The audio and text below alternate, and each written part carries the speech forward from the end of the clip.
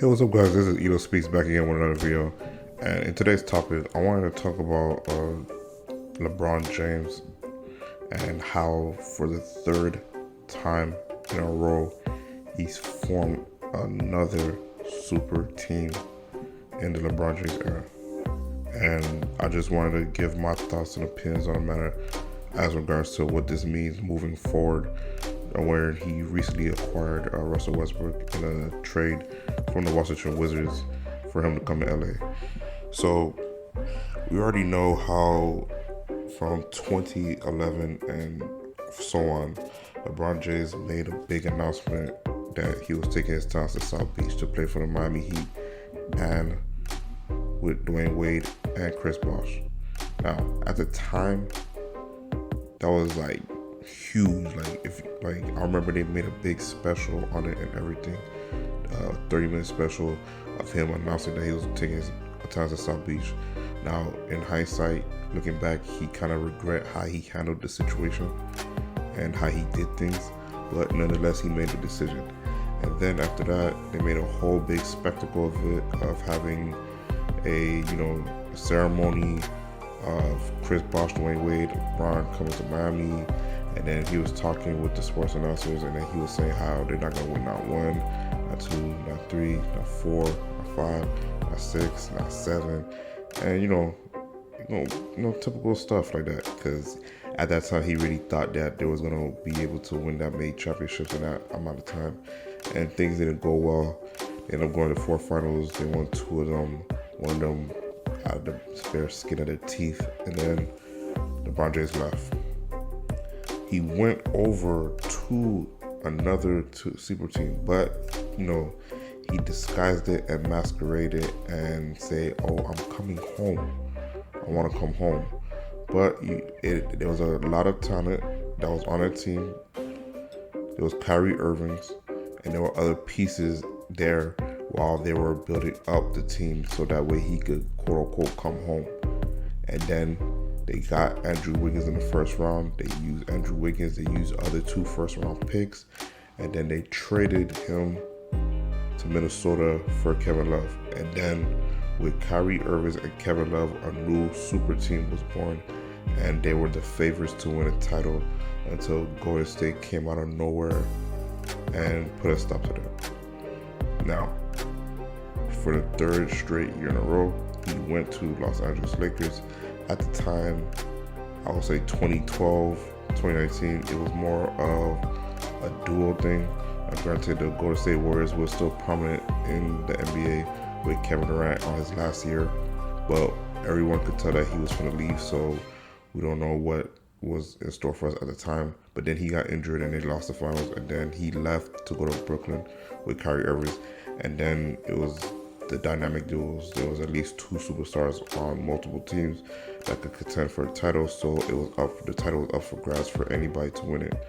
But now we're here at the current moment where we just finished an NBA Finals against the Phoenix Suns and the Milwaukee Bucks with Giannis Antetokounmpo winning his championship, being loyal to his franchise, saying that he's going to win a title for Milwaukee, and he was denouncing super teams and saying how he could have left, went to a super team, but he wanted to stay.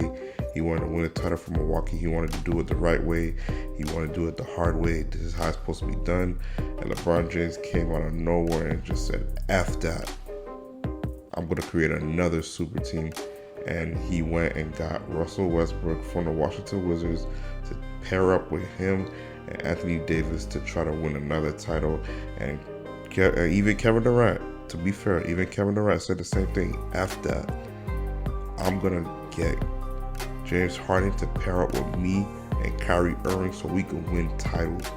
And that's what they're doing.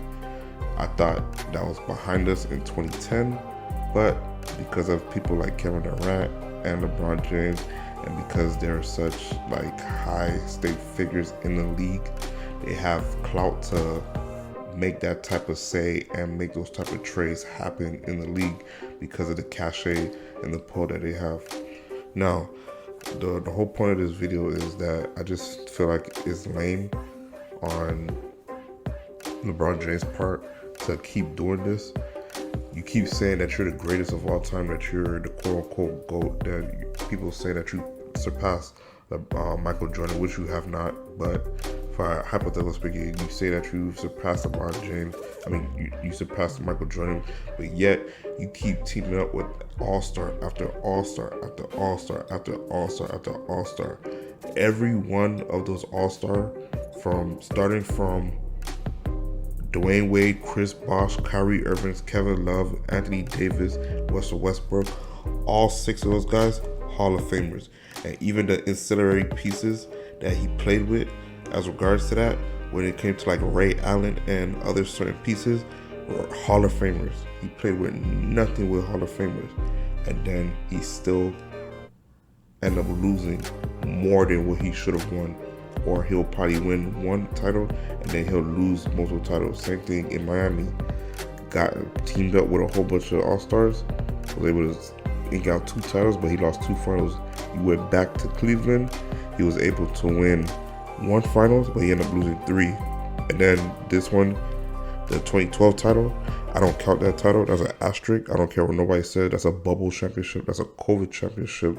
And it was him and Anthony Davis, but they played a 5th seed Miami Heat team in a COVID-stricken season, so I don't even count that title. In my mind, LeBron James has 3 rings and 1 bubble championship. If anybody want to count that, that's dumb. That's just my opinion on the matter.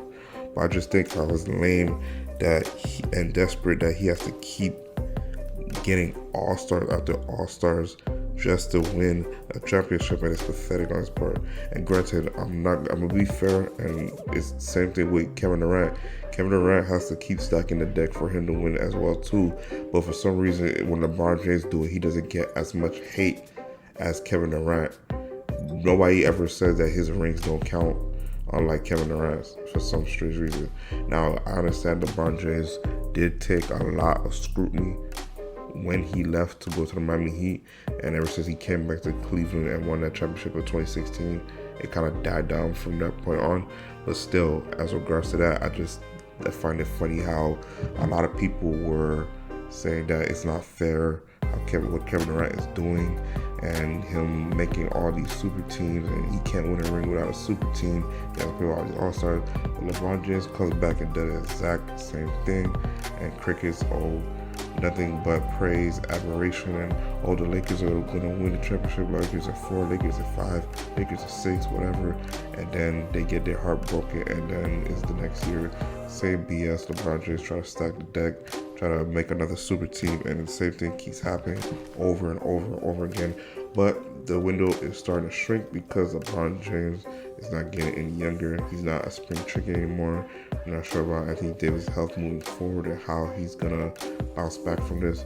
And then there's also question marks as regards to how Russell Westbrook is going to fit with this team moving forward, and what type of scheme that they're going to have to use in order to make him effective while mitigating his weaknesses that's going to be a detriment on a team, like shooting, free throws, and basketball passing decisions, which I feel like that's going to be a big detriment to the Lakers moving forward. But I could be wrong, and I'll admit that if that's the case. But I think they're going to do good in the regular season.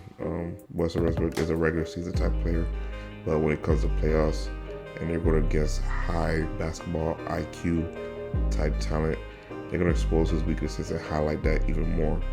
But that's what I think about the matter. I just thought the NBA was trying to move forward from the NBA Superteam era and try to go back to like the old school way of basketball. Not the old school, but just like, you play with what you have and try to make the best out of it. But people like LeBron James and Kevin Durant just keep bringing the super team era back, and then when years later, when it's all said and done, the same fans that cheered that this was a super team are gonna mitigate those same players and say, oh, LeBron James had no help, LeBron James didn't have enough to win a championship, LeBron James wasn't on a super team, LeBron James did it by himself. And I just think it's pathetic on his part. It's not even about LeBron James and him, it's just his fans. he has one of the most toxic fan base in the league right now, and it's just suffocating how they glorify him and then praise him and then say that he had no help when he loses, but then they give him all the credit when he wins, and it just kind of sickens me to this day because people really want to denigrate Dwayne Wade, Kyrie Irving, Kevin Love, Chris Bosh, and say those guys are nobodies. When in fact, if it wasn't for them, he would have 0 titles as regards to that. And then even in the bubble championship, we could argue that Anthony Davis was just as impactful, if not more impactful, than LeBron James in winning that bubble championship. But I don't know. We just came off of finals from Giannis Antetokounmpo winning finals the right way and how they used to do it back in the days. But now we have to worry about 2 new super teams in the Brooklyn Nets and the Los Angeles Lakers. Will it be entertaining to watch? Sure. But again, the fact that they keep doing this, I don't want to hear nothing about LeBron James being greater than Michael Jordan or being a GOAT, because Michael Jordan would not have done this. Michael Jordan did it the hard way. Michael Jordan beat who was in front of him with what he had, and we continue to win while LeBron James stacks the deck, and he might win here and there, but most chances are he's going to lose and fail. And that's what I think on the matter. I just think it's pathetic on his part in terms of how media pundits want to continue pushing this GOAT debate, which is just a media narrative that's being pushed to the masses to create conversation, clicks, and stuff like that, because it's a fun topic to have, but still it's not a debate like at all, because of all the help that LeBron James has over the course of his career. While you could count a few people on Michael Jordan's team that are actually like Hall of Famers or All-Stars that played with him during his tenure with the Bulls throughout the 90s. I'm not talking about the 80s, I'm talking about the 90s when they were a dynasty.